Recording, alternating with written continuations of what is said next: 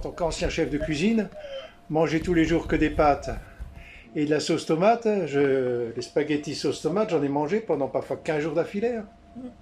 La viande, je n'achetais pas. Parfois un peu de poulet, parce que c'était pas cher, mais...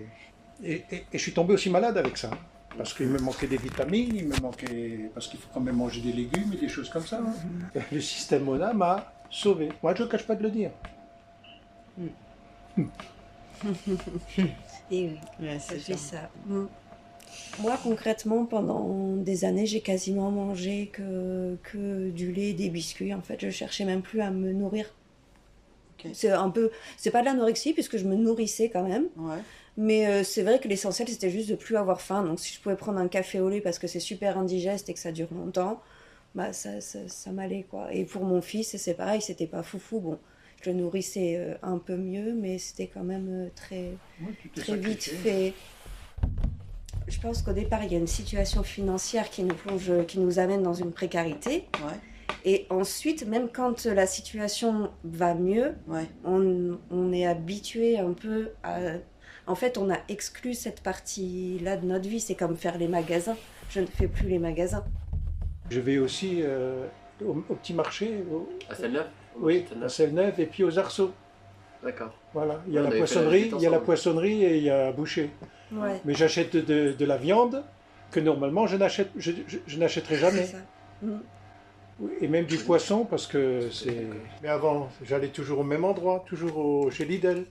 Et j'achetais toujours la même chose. C'était toujours le même prix.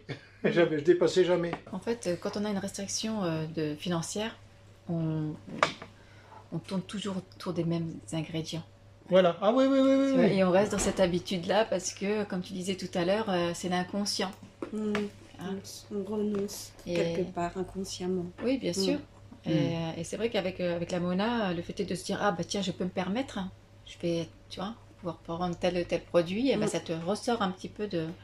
C'est Ben, une moi, je bouffée d'air, pense hein. aussi comme Oui. ça. Moi, je pense, tiens, je peux m'acheter ça. Ah, je vais pas toucher à ce qui me reste en vrai argent. Oui, Ouais, oui, mais- aussi. Oui. Ouais, ça veut dire que je dépense avec la Mona, mais c'est comme ça tu peux payer des factures, des choses comme ça, tu vois. Quand on a un peu conscience aussi de toutes les cochonneries qu'il y a même dans des légumes, c'est vrai que moi, j'arrivais plus à les manger, en fait. Et j'arrivais plus à les manger parce que c'est cher, que ça n'a pas de goût. Je sais qu'il y a très peu de nutriments et beaucoup de substances toxiques.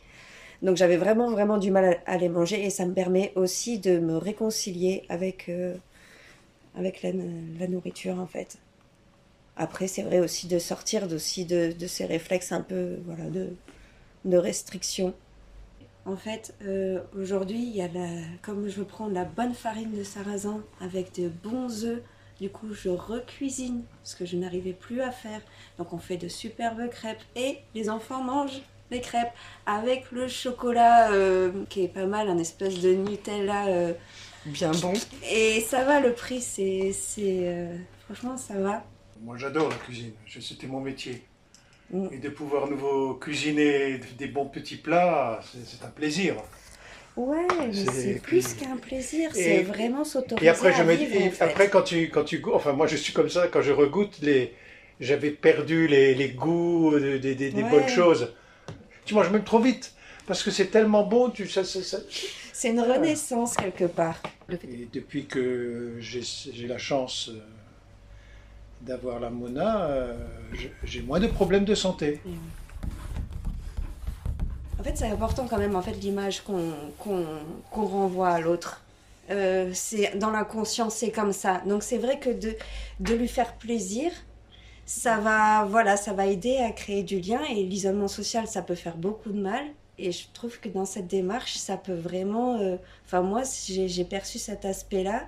Si on invite des copines et qu'on a des petits trucs sympas, et ben socialement, ça aide aussi à construire, à tisser des liens, et puis d'être digne, voire fier, enfin content de ce qu'on a, même si c'est des petites choses, des pistaches, des trucs. Mais c'est vrai que c'est important parce que c'est aussi des choses qu'on a du mal à faire, les petits trucs plaisir à partager. C'est ça, derrière le plaisir, il y a Oui. il y a une autre dimension, il y a celui de la dignité, il y a d'autres choses que juste le plaisir gustatif.